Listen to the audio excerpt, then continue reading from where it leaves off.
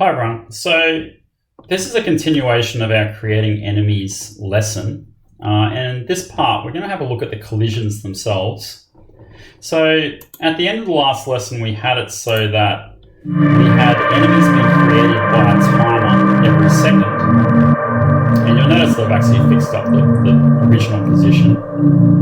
And then every time the enemy updates its position, as it gets across the screen, it's just going to keep moving down the screen like so.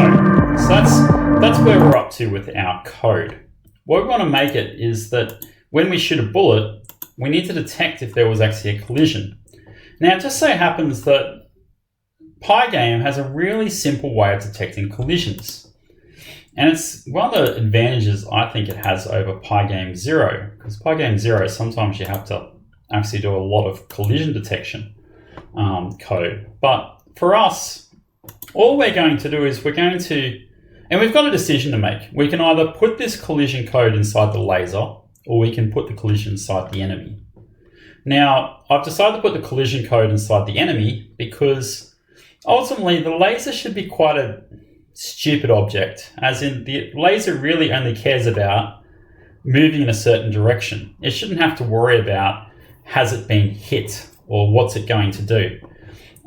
Whereas the enemy, you might like to make it so if the enemy is hit, it might create an explosion sprite, or if the enemy is hit, it might have a sound effect. So hence, we're going to put the collision code inside the enemy, but we could easily have done it the other way around. So for my enemy,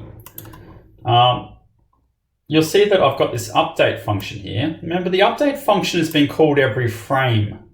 So in our main game loop, where we've got else game state is equal to running, you can see that it is now currently updating every one of my enemies every single frame. So in my enemy, I want to make it so that during the update method, it's going to update its position.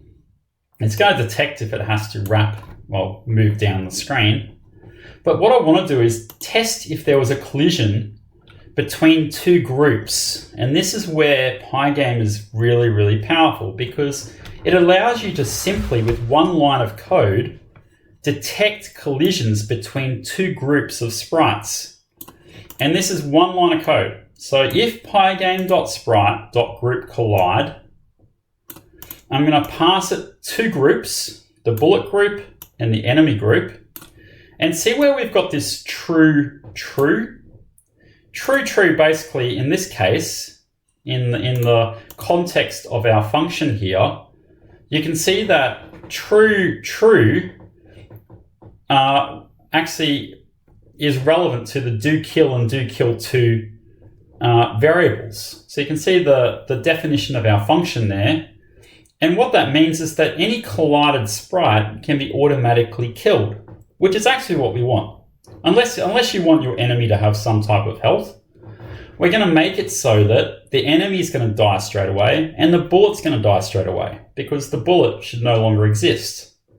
So if pygame.sprite group collide, we pass in the two groups. We say, yes, we want you to die if you get collided with. And then here, I can actually just go print enemy hit. And I won't worry about the score yet. I just want to show you what happens when this collision code is triggered. So let's do that.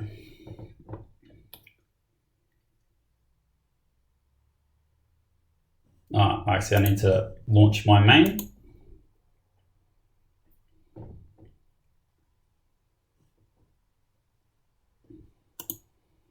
And I need to hit one. There you go. So you can see that I'm actually able to now shoot my enemy. One line of code. How easy was that? What I do want to do is let's make a score. So to create the score, we need a global variable for the score. So I'm just going to say, I think we'll call it game.score. I wonder if we should have it when the start game begins. It probably should. So,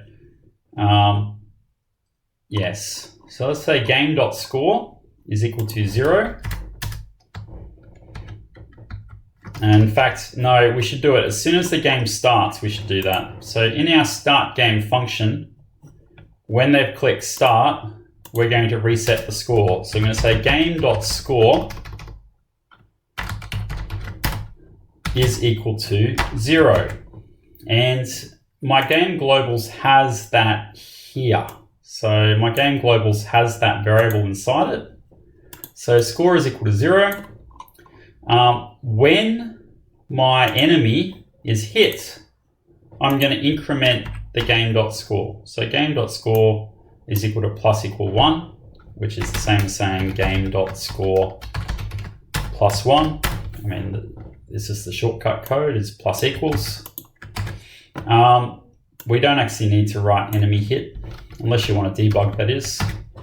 And then in our main file, let's actually make it so that during our game state is running, we're going to draw that on the screen.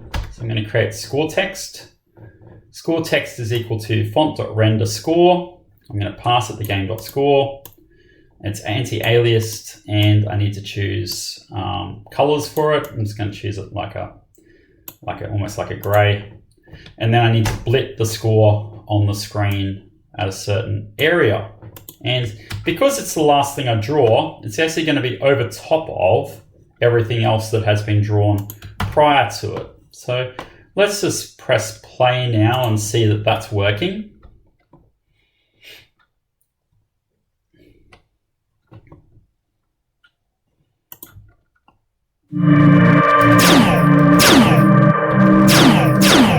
The only problem is currently I've got my timer is actually at the same position, so I'd better move my score down substantially.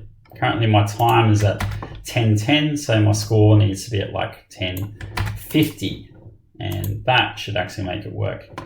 And I also think what we might look at is also making it so that the invaders can speed up each time they hit the side.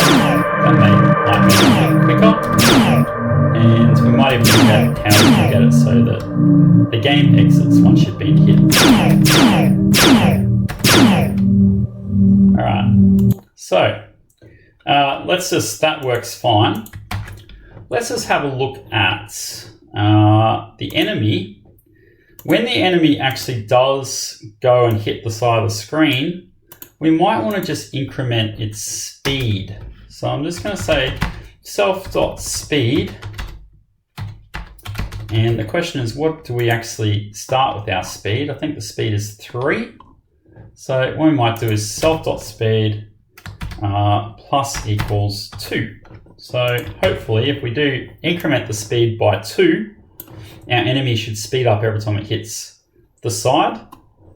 And then we might also have a look at, I'll just see if we've got the code there. It doesn't, but I definitely could do this. We can make it so that the enemy, if it collides with the spaceship, we can actually go game.exit. But you know what? I think I might leave that and make this quite a short tutorial for the moment. So let's just check that that's all working.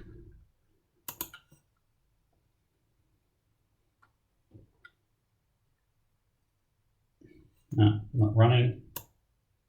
Oh, it is running. Okay.